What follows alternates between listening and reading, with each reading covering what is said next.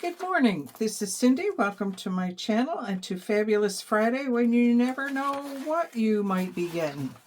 So today I have my idea book here. And I took the tassel off because it was starting to drive me a little bit crazy. Every time I'd open it up, and I have a little bit more room for some more ideas in here. But the reality is this is getting pretty thick. I initially had set it for 2 signatures. That was my intent, was to put 2 packages at 2, and a signature is simply this. It's just one group of pages.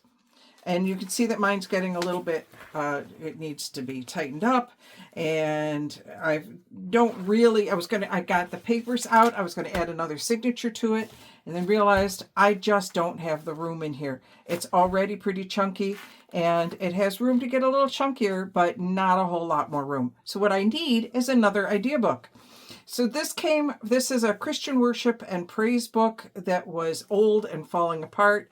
I took all the music out of it and stripped it completely. And I'm in the process of doing the same with another one, pretty much exactly like this one. I have a bunch of these that came from somebody who was getting rid of them. They had bought out a church full of them, and they're old. They're really, I'm looking at this to see if it's got a date on it. 1939. So these pages are from 1939, and the signatures are sewn in. And if I can find, there it is. I think that's it. Nope. I'm looking for the center. There it is.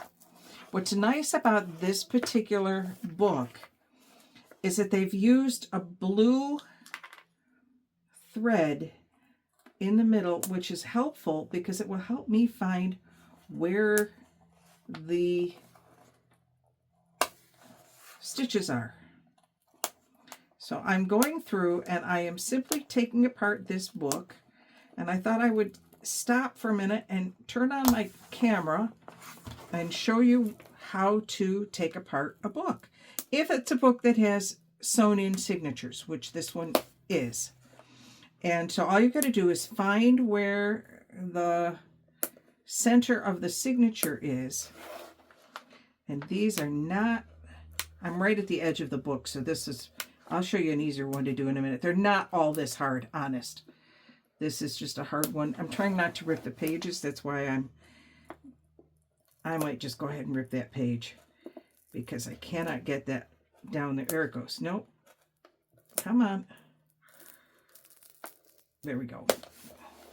All right. Because once you get those out, then these pieces, of course, I'm going to find one that's not going to be so easy to do because I'm right at the beginning of the book. There we go. Find where my edges are, and then it just lifts right out. See? And now you have basically a little mini book. That's a signature. I have a bunch that I've already taken out. If anybody wants any of these music pages, please let me know, because I would be happy to send them along to you. Okay, so finding, you got to keep kind of finding looking around until you find the edge. See, there's the middle. There's my blue thread. That makes it nice and easy for me to find. Most books do not have a blue thread in them. But you see how much easier this is to do in the middle? And it's just, and it works well with a seam ripper. And then all you've got to do is pull out your signature.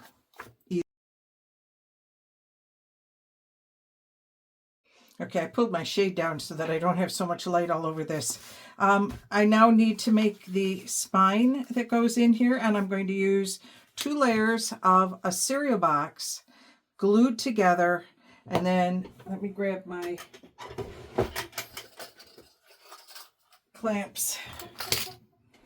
I will simply glue this together, and then I'm going to clamp it shut so that it can dry, and then that will be And if you notice, it bends a little bit, so I put the two bends, one on either end, so that they will not be together.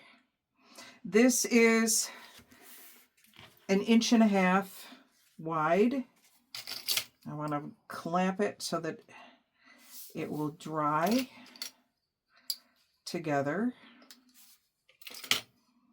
So I'm just putting some clamps in here till the glue sets. Because if you're using art glitter glue, that would probably set up faster. This is Fabri-Tac, so it will take a little bit of time. All right, and then I'm going to glue this to here, but I'm also going to tape it in. So let me go grab my tape.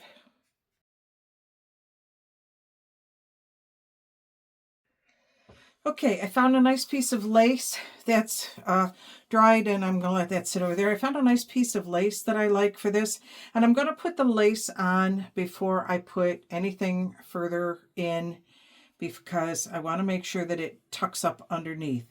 So I'm just going to put a little bit of Fabri-Tac along the outside edge here. And get it to come down here. Put a little bit on the spine itself. Come on. Because I want it to adhere to the spine. And then some along the edge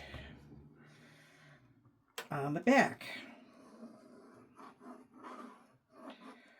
Okay, and I'm just going to set, I want the frilly edge to the front. Where's my spatula? I learned this spatula idea from Gail Augustinelli, and I love it because I get a lot less glue all over my fingers. See, it's going to look like that. But I want to bring this underneath here. So I'm going to put a little bit more glue. See, I told you I used, those of you who watched the napkin video before, I told you I use a little bit of napkin to clean off my glue because it gets all gunky sometimes. So do this along the top here and bring that down.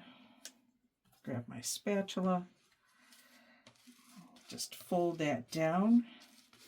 And I can do the edges later. I'm not going to worry about the edges that are sticking up. This is really just to get it into place so that it stays put. Okay. And that's done. We'll put that aside.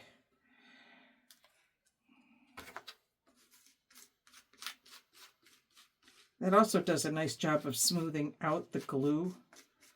So, and that's obviously a very old spatula. All right, now I'm going to take my piece here and I'm going to glue it in over the top. Now, I could cover this. I could absolutely do all sorts of cool things with this. I'm not going to, because this is my idea book. This is just for me to use with my idea book. All right. Not quite done with the glue. I was thinking I was done. I am not. So I need to add, I started to glue it in and then realized I wanted to put the lace in, so I took it out again. So I've got this. And again, I'm more or less tacking it because I'm going to tape it in a minute. I don't try to sew on these because it's a lot of thickness. And I don't have an industrial strength anything that's going to go through all of that. So there we go. I'm just going to put that in there now to make my spine. I'm going to kind of push it down, make sure it stays. I'm going to cover up my glue before it makes more of a mess. Put that to the side. Now, in this particular idea book, I used clear packing tape. So I went and got my clear packing tape thinking, okay, well, that's what we'll do next. And then I realized this is full on duct tape and it's really pretty. It's a very pretty design. So I think I'd rather use this. Oops, some strings left over. All right, so let me see if I can get it started. There we go.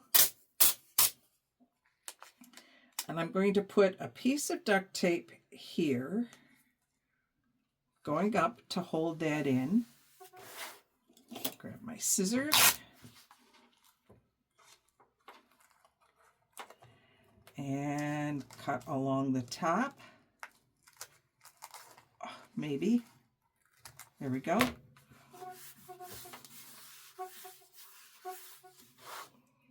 And then do the same thing on this side. Go from there. All the... don't stick to my... It went and stuck to my mat. And it certainly likes the mat. Okay.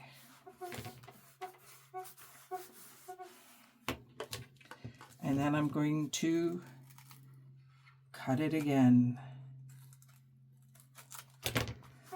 There we go. Okay, we'll put that there. So now I have my spine. You notice I left a couple pages in here. That was not intentional. I forgot that they were there. So I will probably, in fact, let's just do it. I'm going to get the glue stick out here because they're not going to turn because I've already done all of the stuff on the edge. I forgot to cut these out earlier, so we won't cut them out. They will just be now part of the cover.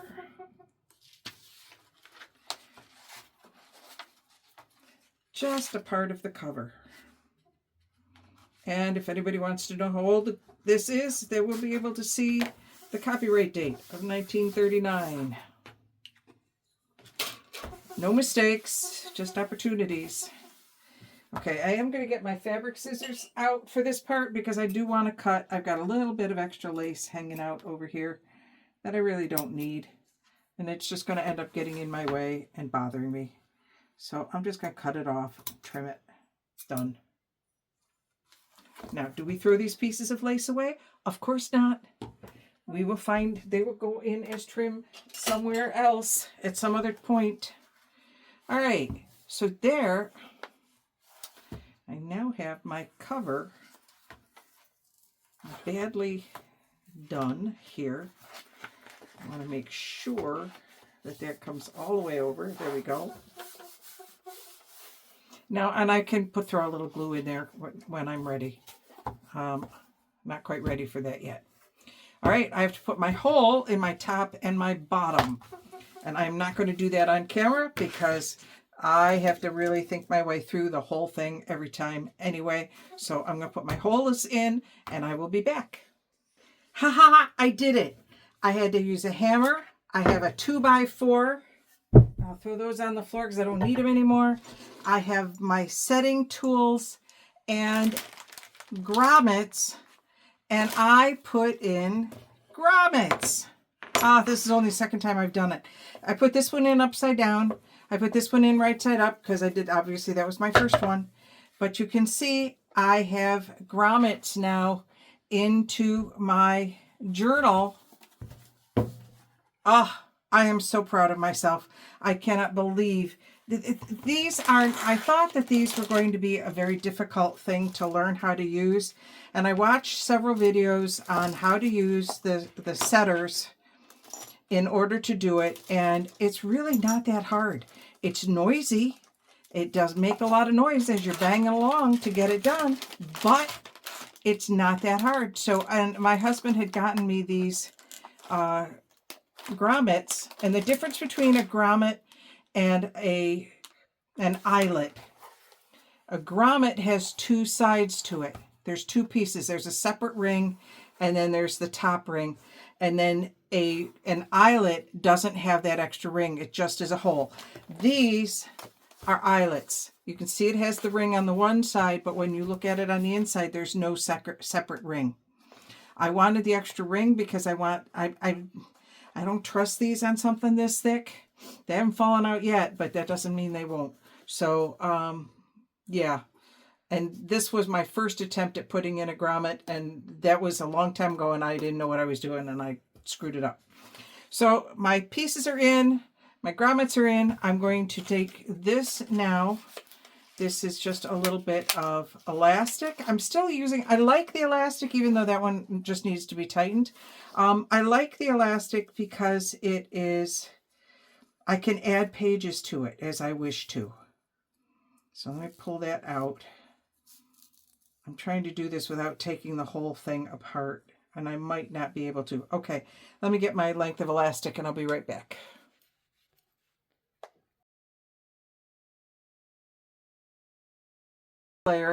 There's the answer to one of the missed puzzles is on that paper. And then just, this is just, let me get something a little bit heavier. This was a page I made using some, I did this was really kind of cool, but it doesn't stick very well. I'm not so sure that I liked it. It was using packing tape and scraps. So, but it's a nice heavy stock piece. So I'll put that in there. And then this was from a frame. And then this was a page that I made a while back and probably won't ever use.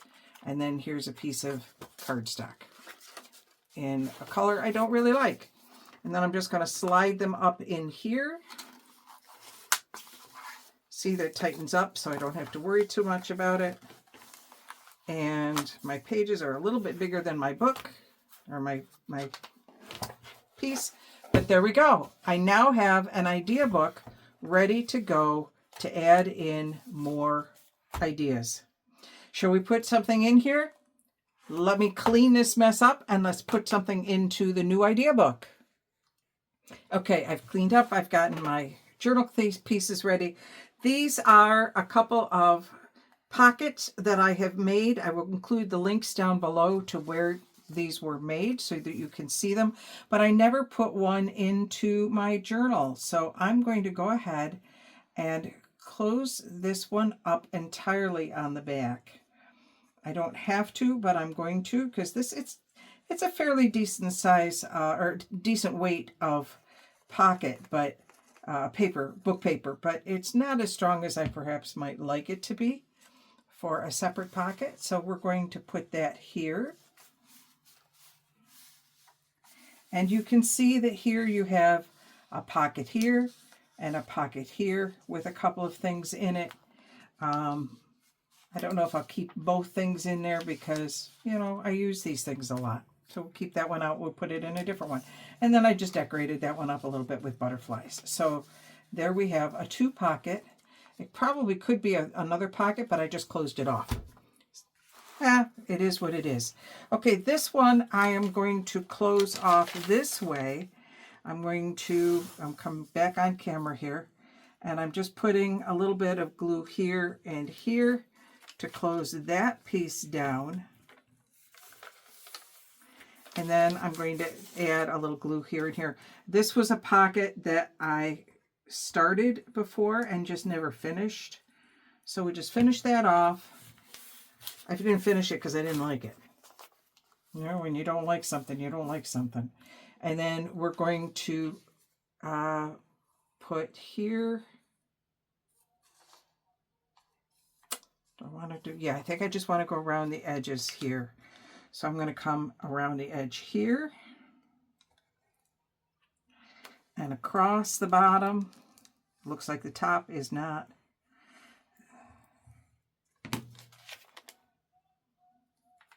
There we go. And now I have a pocket here, so I can put that inside there.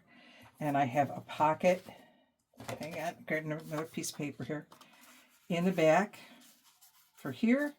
And I have a pocket for here. So this is a 3 pocket piece. I'm not going to leave my purples in there. I'll find different pages to put in there later. But there you go. The making of a new idea book from scratch. Wasn't quite intending to make it from scratch, but from scratch it is. So now we have 2 idea books. I really need to do something with this. I'll figure it out later. It's glued in. That's why it's still hanging there. So, all right. Idea book 1, idea book 2. If you are enjoying these videos, please make sure you hit the subscribe button, click the like button to let YouTube know that you like them. Until later, this is Cindy signing off.